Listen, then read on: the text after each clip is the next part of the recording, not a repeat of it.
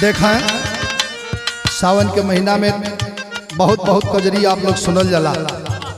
एक मनहर कजरी जौना कजरी में सबकर मन मोह लेला।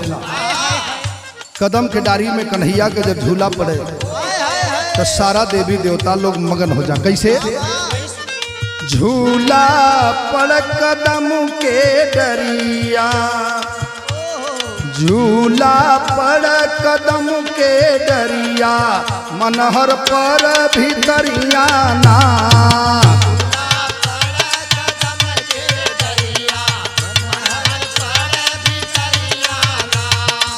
बहुत अच्छे।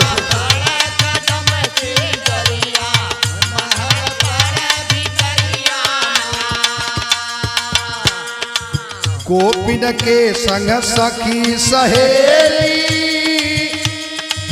गजरी गाव नई नवेली हो, गजरी गाव नई नवेली।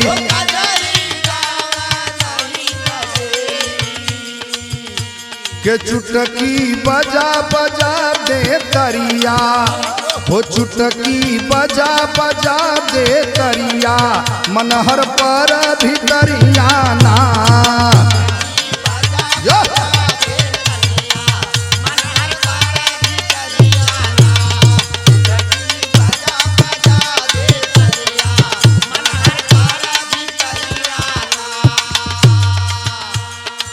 राधा के संग झूल कान्हा,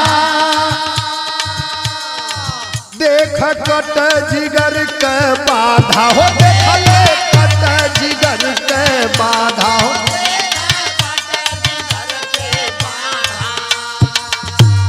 अपने आप बज बसुरिया, अपने आप बज बसुरिया, मनहर पर भीतरिया ना। सया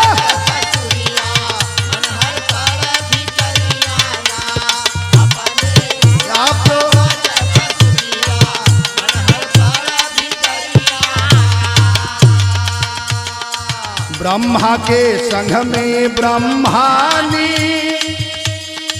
पार्वती संग औधर दानी हो, पार्वती संग भोले दानी।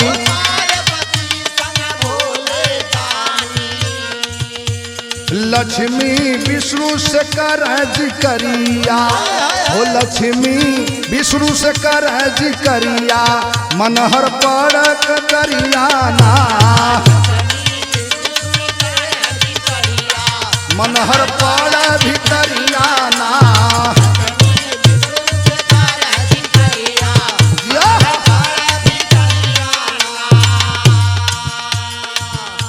के देवता नभ से फूल बरसावा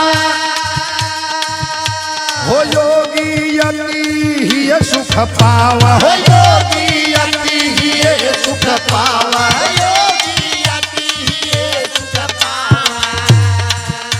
हो निर्गुण सरगुण कर जय करिया हो, निर्गुण सरगुण कर जय करिया, मन में पड़ भीतरिया ना। हो मन हर पड़ भीतरिया ना।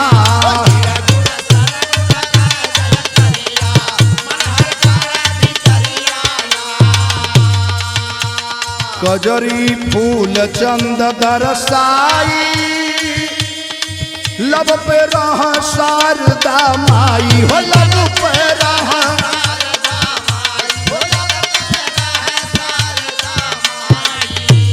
कजरी फूल चंद दरसाई, लब पे रह शारदा माई हो, लब पे।